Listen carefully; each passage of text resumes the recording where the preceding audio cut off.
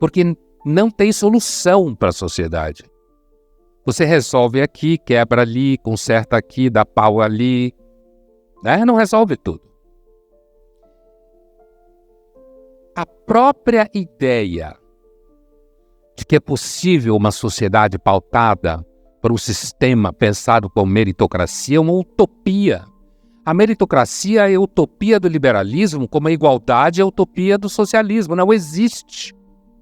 Porque, inclusive, a noção do que é mérito não é clara, mesmo no mundo corporativo.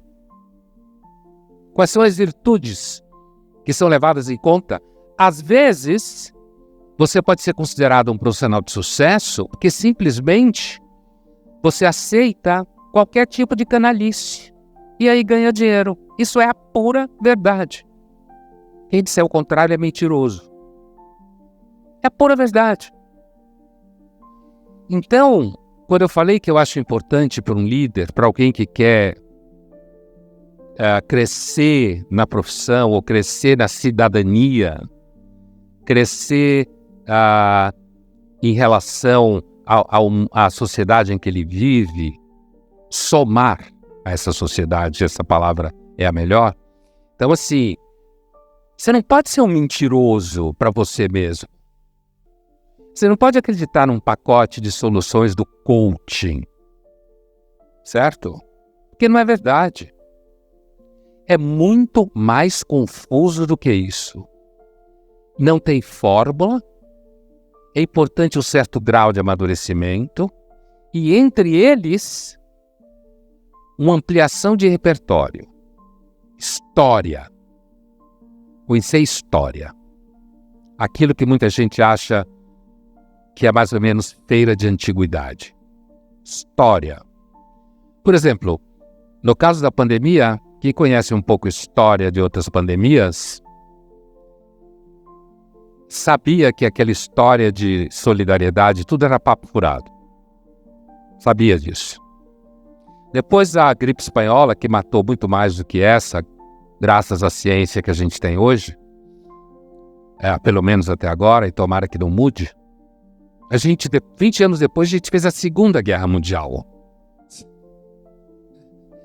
A gente pode estar se matando daqui 30 anos do mesmo jeito. Isso não é para ser pessimista. É porque, veja bem, um líder, alguém que é responsável em alguma medida por um mundo em que ele vive, que tem impacto no mundo em que ele vive, não pode se dar ao luxo de pensar que, por exemplo, não seja um risco você confiar em quem você ama.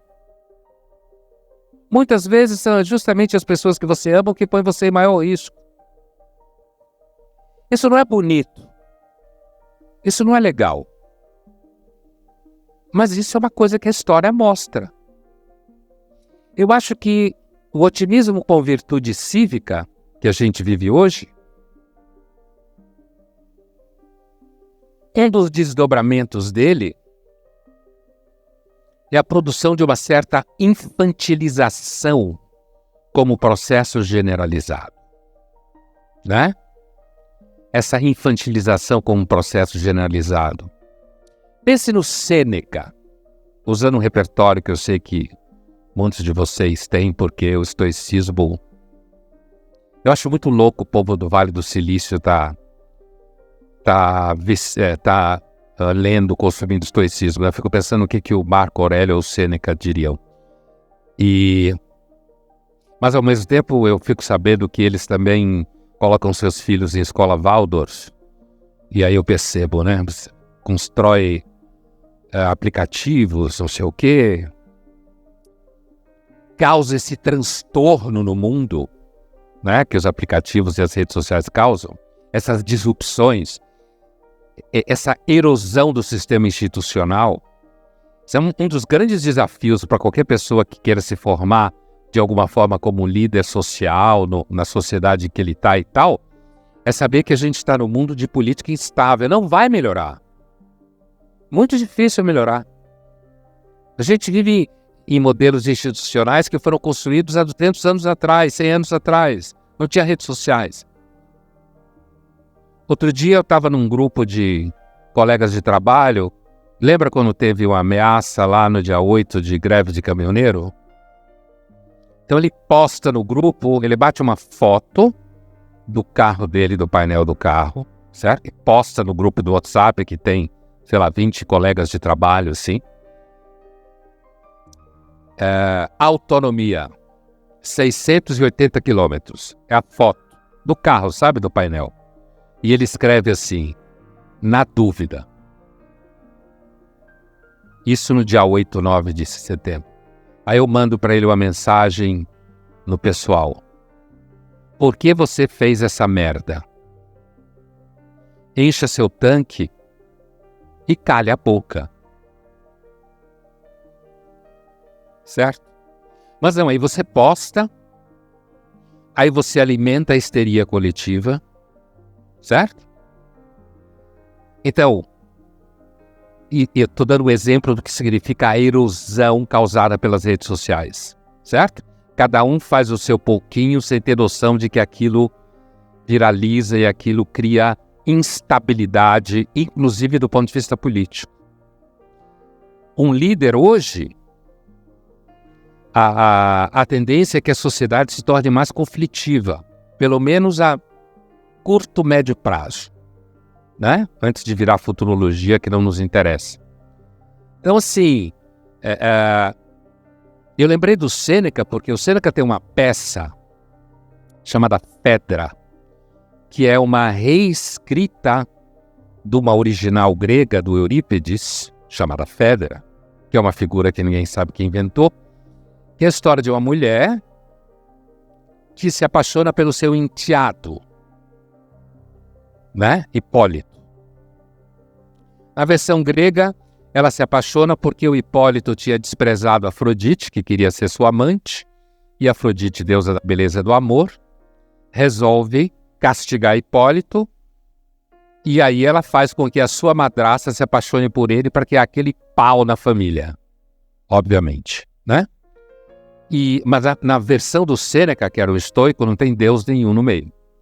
Simplesmente a Fedra perde a cabeça, se apaixona pelo seu enteado e cria um puta rolo na família, vai para cima do enteado, ele recusa, ela vira pro marido, diz que ele deu em cima dela, e como todo mundo sempre acredita, se alguém disser que você deu em cima de alguém, saiba que todo mundo vai acreditar que você de fato deu em cima de alguém, certo? Então, o cara quer matar o filho foge.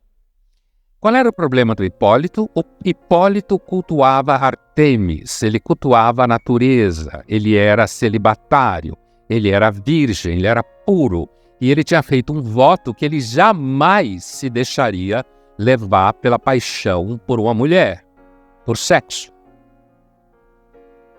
E, portanto, ele recusa, na versão original, Afrodite, na versão romana estoica do Sêneca, ele recusa Fedra porque ele tinha feito um voto na cabeça dele racional.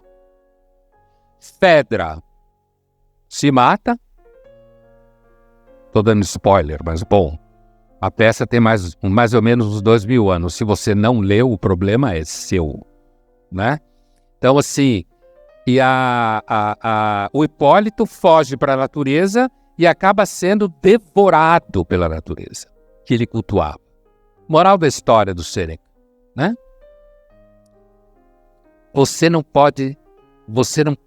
Para um estoico, você não pode ser obsessivo por nada. A virtude estoica por excelência é o que os estoicos chamavam de apatheia estoica, desapego. Mas não é desapegar numa praia do Vietnã, voando de executivo até lá, certo? É desapego inclusive dos sucessos do mundo, mesmo que você os tenha. Então, eu acho que o Sêneca era senador romano, né? Como quem conhece ele sabe, era um senador romano que era um cargo bem importante na República Romana. Então, assim, é muito interessante que o estoicismo, que teve muita gente famosa e líder e não sei o quê, traga esse discurso de um certo desprezo pelos marcadores do que é reconhecido como sucesso. Numa época nossa em que se vive babando atrás de marcadores de sucesso nas redes sociais, em que você é um escravo disso o tempo inteiro. Então a gente tem assim no horizonte, me parece, quando a gente olha, o líder do ponto de vista filosófico, né? O que a filosofia nos ensina? Aristóteles falou da prudência. O líder tem que ser prudente.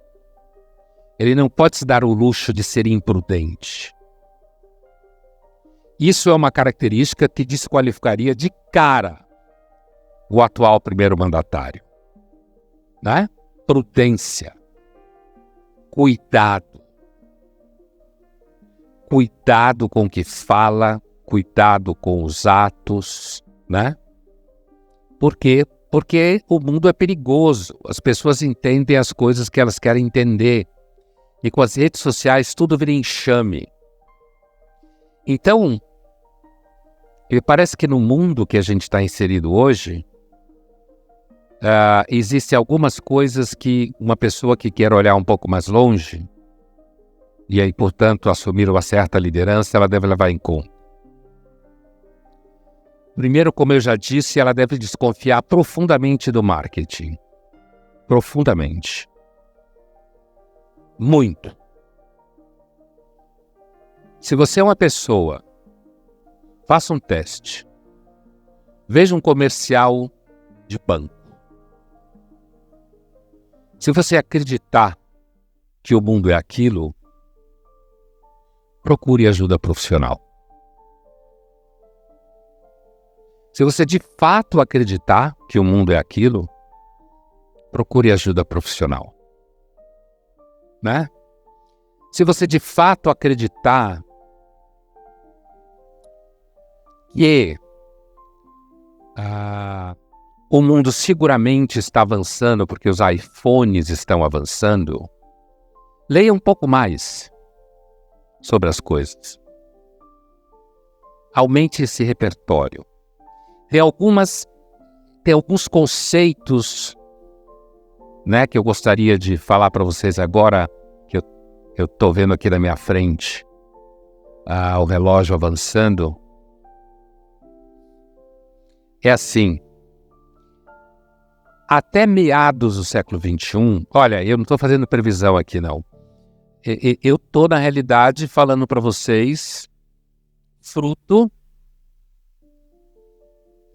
de leitura, estudo, reflexão, escrever, que é o que eu faço na vida, né?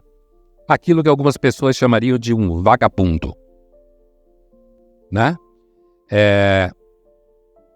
Algumas palavras-chave, não são fórmulas, são palavras-chave que sintetizam um pouco o que me parece razoável, se você quiser fazer uma espécie assim de diagnóstico, que deve ser um marcador de compreensão do mundo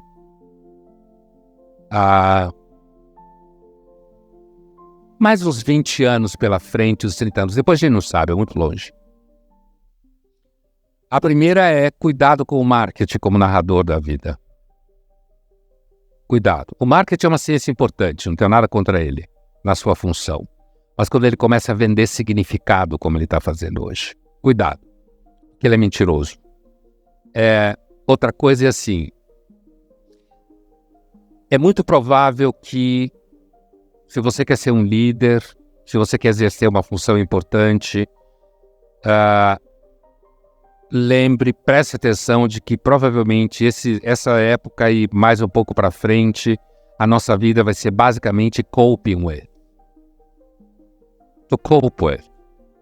Lidar com problemas sem solução. Não existe solução. A gente cope with.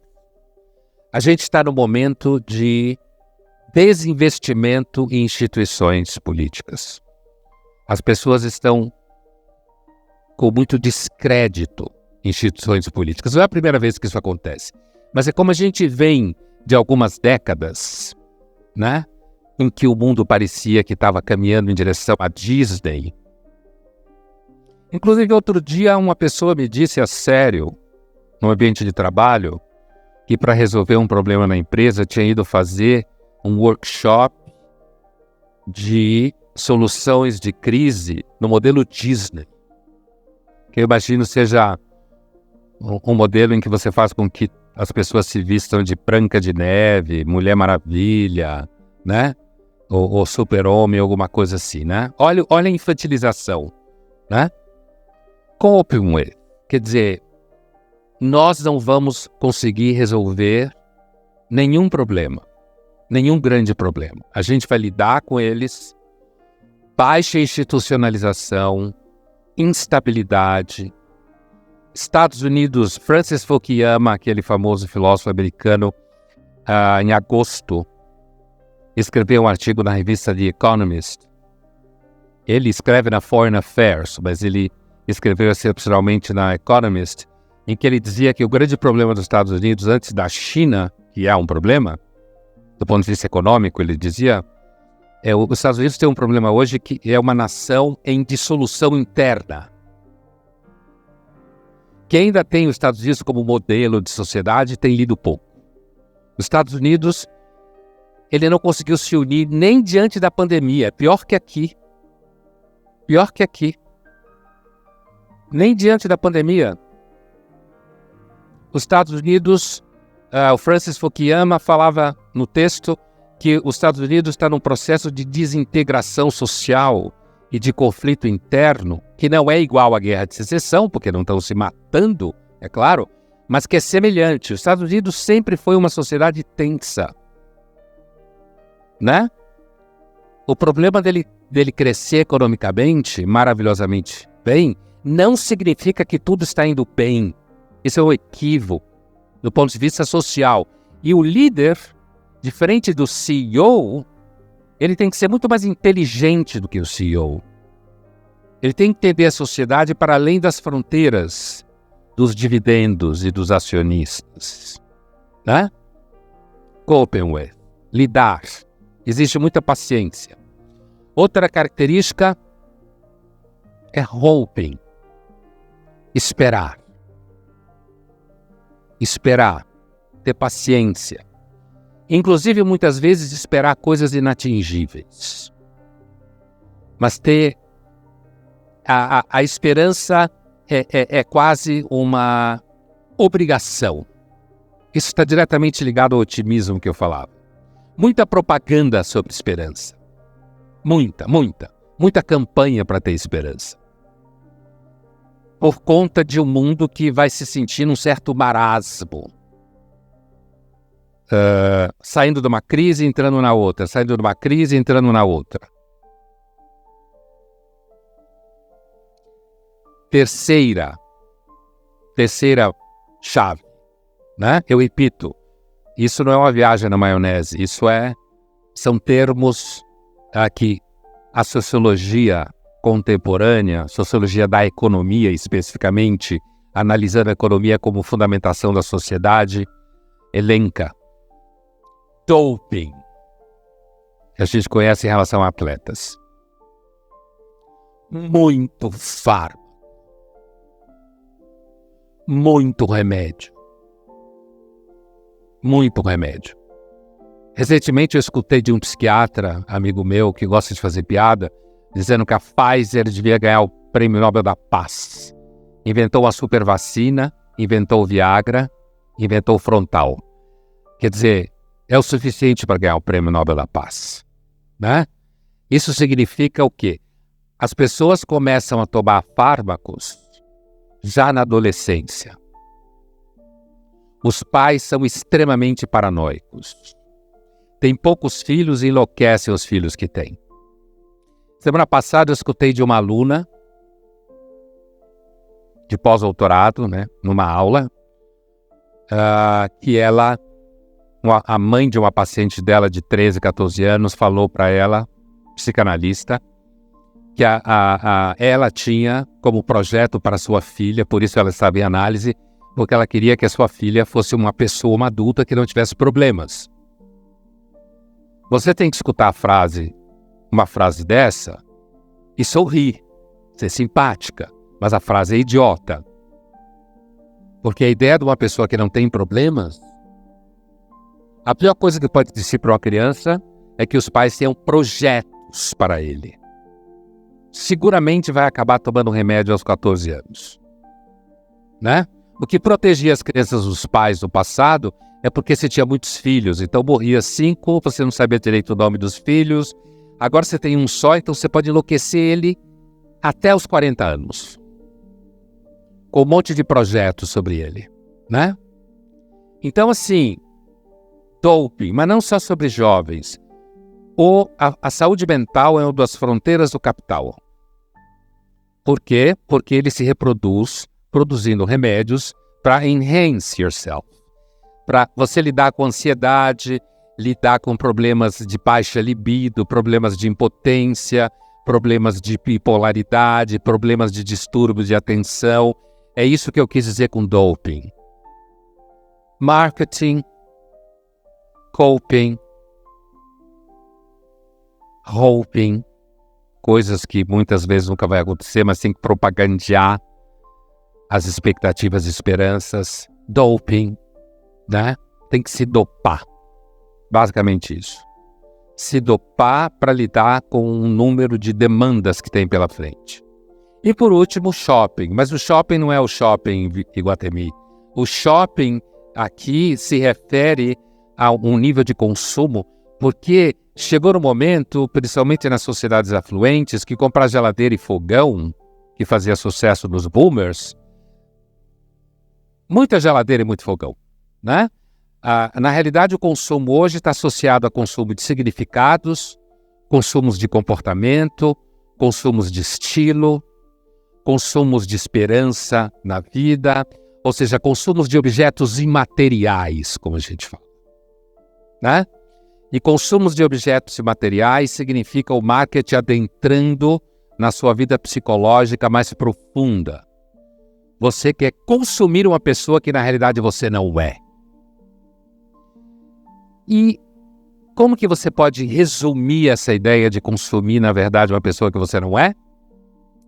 Uma frase muito comum que tem por aí, típica de redes sociais e de palestras motivacionais, que é o seguinte: faça de você a melhor versão de si mesmo. Como se você conseguisse de fato fazer a melhor versão de si mesmo, porque alguém disse para você um dia que você conseguiria fazer isso. Você evidentemente vai sorrir, bater palma, achar legal a ideia de que você consegue fazer uma versão de si mesmo, porque senão vão olhar feio para você e você pode perder seu emprego, na verdade. Mas o líder, me parece, o novo líder, deve tomar muito cuidado hoje em dia com a redução do repertório, a redução da função de líder a marcadores de sucesso econômico e, classicamente, como grandes dos autores que eu citei aqui, que vocês conhecem, desconfie do sucesso. Desconfie. Mantenha ele como uma coisa do seu lado ali com certo cuidado. Porque na hora que você achar, na hora que você deixar de manter essa distância, coisa que o Sêneca fazia e que o Marco Aurélio fazia, que são grandes ídolos hoje em dia, né? Você provavelmente vai cometer uma grande gafe. Muito obrigado pelo convite, foi um prazer.